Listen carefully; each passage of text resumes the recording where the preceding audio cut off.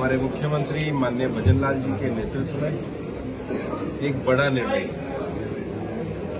राजस्थान सरकार का पेट्रोल और डीजल पर वैट कम करना और केंद्र सरकार का प्रति लीटर 2 रुपए की कमी करना, ये लोगों को राहत देने वाला निर्णय है। पेट्रोल व डीजल की दरों में कमी के लिए यशस्वी प्रधानमंत्री नरेंद्र मोदी जी, राजस्थान के मुख्यमंत्री श्री भजनलाल जी को आभार व्यक्त करता हूं और राज्य सरकार के इस निर्णय से लोगों की जेब पर भार कम होगा और महंगाई में कमी आएगी। मैं आपके माध्यम से कहना चाहूंगा कि माननीय मुख्यमंत्री भजनलाल शर्मा जी ने पेट्रोल व डीजल पर वैट कम करके साबित किया है कि भाजपा जो जनता से वादा करती है उसे पूरा भी करती है, जबकि कांग्रेस केवल अनर्गल आरोप लगाती है।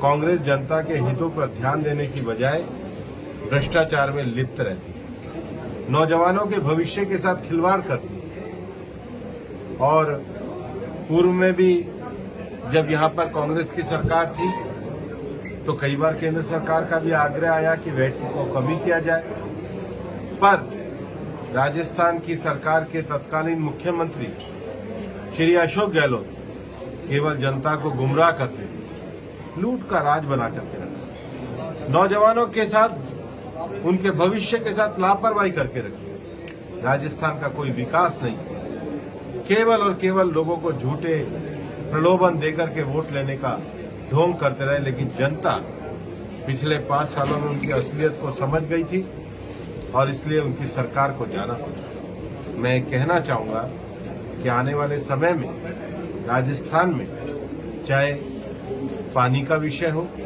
मुख्यमंत्री जी ने ईआरसीपी, यमुना जल, उदयपुर के पास देवास के विषयों पे बहुत त्वरित निर्णय किया। ऊर्जा के क्षेत्र में वैकल्पिक ऊर्जा के लिए 1,60,000 करोड़ रुपए के एमओयू किए। राजस्थान की सरकार ने भ्रष्टाचार के खिलाफ सख्त जांच के आदेश दिए।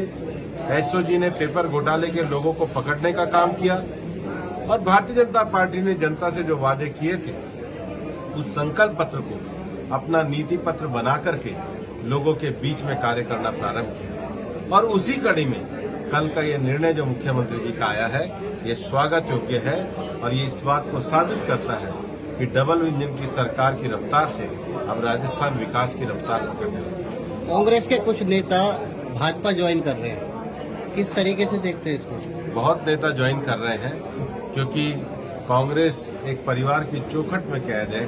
लोग मुक्त होकर के लोकतंत्र को बनता, आगे बढ़ता, संवरता हुआ देखना चाहते हैं, इसलिए लोग भाजपा में आ रहे हैं। हम उनका स्वागत करते हैं। मंत्री जी, कुछ काम बड़े त्वरित गति से हुए, आपने भी गिनाया, जैसे ईआरसीपी का काम हुआ, उदयपुर का काम हुआ, डबल इंजन भी आपने बताया।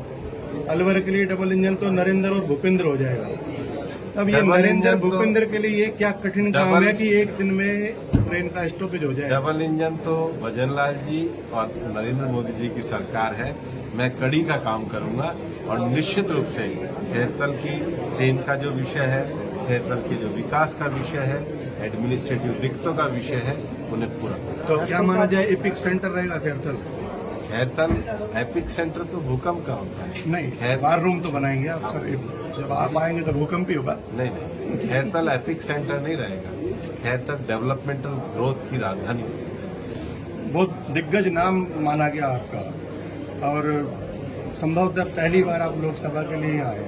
बहुत दिग्गज नाम नहीं है, मैं पार्टी का विनम्र कार्यकर्ता हूं। मैं कोई बड़े नेता के रूप में नहीं आया हूं। मैं खेरतल की सेवा करने के लिए आया हूं, पूरे अलवर लोकसभा क्षेत्र की सेवा करने के लिए आया हूं। और मैं, आप मेरे प्रचार में भी देख रहे हो, मैं जमीन पर बैठकर के कार्यकर्ता के रूप में मोदी जी का मंत्री बना हूं और मैं उसी भूमिका में। अलवर से आपका पहले से जो रहा है, आप अलवर के लिए विशेष क्या करना चाहेंगे, जो कि आपका लगाव, बचपन से आपका लगाव रहा है अलवर से? मेरा हमेशा शिक्षा के क्षेत्र में रुचि रही है। अभी जो सांसद निधि से मैंने माननीय रामेश जी के साथ मिलकर के किशनगढ़ के जो हमारे बार रूम का जो लोकार्पण किया, जिसको 39 लाख रुपए की लागत से बनाया, वहाँ भी मैंने कहा था कि पिछले संसदीय कार्यकाल में मैंने अलवर के 4 गांवों को गोद लिया था, कुछ विकास योजनाओं को किया था, लेकिन एक मेरी व्यक्तिगत रुचि ई लाइब्रेरी की थी। तो मैंने अलवर में पिछली योजना में 57 गांवों में लाइब्रेरी के और 22 स्कूलों में स्कूल कक्ष के निर्माण के लिए दिए, क्योंकि मेरे को ऐसा लगता था कि इन 75 जगहों पे लाइब्रेरी बननी चाहिए। अब वो जो ई लाइब्रेरियां मैंने पिछले संसदीय कोष में दी थी, उनको विकसित करने का काम ये मैं अपनी व्यक्तिगत भावना के नाते करूंगा। ऐसे छोटे छोटे कार्यक्रमों को लेते हुए अलवर के विकास के मॉडल पे मैं निश्चित रूप से विपक्ष बार बार आपको भारी का नारा लगा रही है। हम छोटी वो सोच पे कहते ध्यान हैं कि नहीं भारी है, उनको गांव का नहीं पता, उसको आप कैसे देखेंगे? अब छोटी बातें हैं, क्या इन बातों का कहना। जो लोग